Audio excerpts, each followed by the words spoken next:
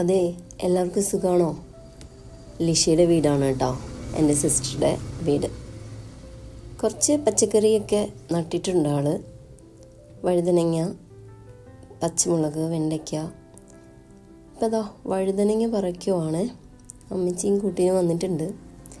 രണ്ടുപേരും കൂടി വഴുതനങ്ങയൊക്കെ പറിച്ചുകൊണ്ടിരിക്കുമ്പോൾ ഞാൻ വീഡിയോ എടുത്തു.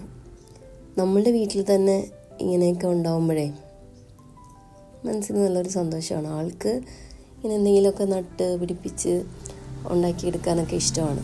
പപ്പായ ചെറുതാണ് കേട്ടോ, ആയിട്ടില്ല. ഈ മാവുണ്ടല്ലോ ഒത്തിരി ഉയരത്തിലാണ്. നമുക്ക് മാങ്ങ പറിക്കാനേ കഷ്ടപ്പാടാണ്. ഒരു ഏണി പോലത്തെ സംഭവത്തിലൊക്കെ കയറി നിന്നിട്ട് കഷ്ടപ്പെട്ട് അങ്ങനെയൊക്കെ കുറച്ച് പറിച്ചെടുത്തു. ഏറ്റവും മുകളിലേക്കൊന്നും നമുക്ക് തോട്ടി എത്തില്ല. അപ്പോൾ അത് കാരണം മുകളിലുള്ള മാങ്ങയൊക്കെ അവിടെ തന്നെ കിടക്കണുണ്ട്. നമുക്ക് കൈ എത്തണം, അതായത് തോട്ടി എത്തണം, അവിടുത്തെ എല്ലാം പറിച്ചു. ഇത് സിന്ദൂരം മാങ്ങയാണ് കേട്ടോ. ഈ മാങ്ങയിൽ ആദ്യമായിട്ടാണ് മാങ്ങ ഉണ്ടാവുന്നത്.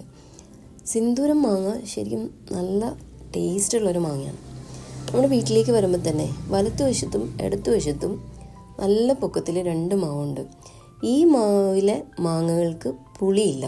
2 മാവത്തിലെ മാങ്ങയ്ക്കും പുളിയില്ല. സിന്ദൂരം മാങ്ങ അങ്ങനെയല്ല, അത് നല്ല പുളിയാണ്. മീൻകറിയിലൊക്കെ ഇട്ട് വയ്ക്കാൻ നല്ലതാണ് കേട്ടോ. പക്ഷേ അതിനേക്കാൾ കൂടുതൽ ഞാൻ സജസ്റ്റ് ചെയ്യേണ്ടല്ലോ, പറിച്ച് വെച്ച് പഴുപ്പിക്കുക. ജ്യൂസ് അടിക്കാനും അതുപോലെ തന്നെ പഴുത്ത് കഴിഞ്ഞാൽ നമ്മൾ കട്ട് ചെയ്ത് കഴിക്കാനും ഭയങ്കര ടേസ്റ്റാണിത്. അത്യാവശ്യം മൂത്ത മാങ്ങകളൊക്കെ നോക്കി നമ്മൾ പറിച്ചെടുത്തു. ചെറുപ്പത്തിൽ ഇങ്ങനെ മാങ്ങ പറിക്കാനോ അതല്ലെങ്കിൽ ഇങ്ങനെ കുറേ മാങ്ങയൊക്കെ ഉണ്ടായി കിടക്കുന്നത് കാണാനൊക്കെ ഭയങ്കര ഇഷ്ടമായിരുന്നു. നമ്മുടെ വീട്ടിൽ ഒരു മാവുണ്ടായിരുന്നു. എൻ്റെ ഓർമ്മ ശരിയാണെങ്കിൽ ഒരു മാവുണ്ടായിരുന്നു. ഇവിടെ ഇപ്പോൾ അത്യാവശ്യം 3 മാവും അത്യാവശ്യം മാങ്ങകളും ധാരാളമായിട്ട് നമ്മളുടെ എല്ലാം കൊതിയൊക്കെ മാറുന്ന വിധത്തിൽ തന്നെ ദൈവം തന്നിട്ടുണ്ട്. ഈശോയ്ക്ക് സ്തുതി. പിന്നെ ഇടയിലൊക്കെ കിടക്കുന്ന മൂത്ത മാങ്ങകളൊക്കെ നോക്കി പറിച്ചെടുത്തു. പിന്നെ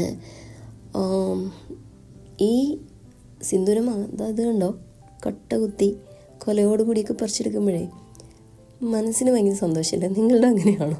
എനിക്കങ്ങനെയാണ് കേട്ടോ. എനിക്കിതൊക്കെ പറിച്ചെടുക്കുമ്പോൾ തന്നെ ഒരു ഭയങ്കര ഒരു സന്തോഷം.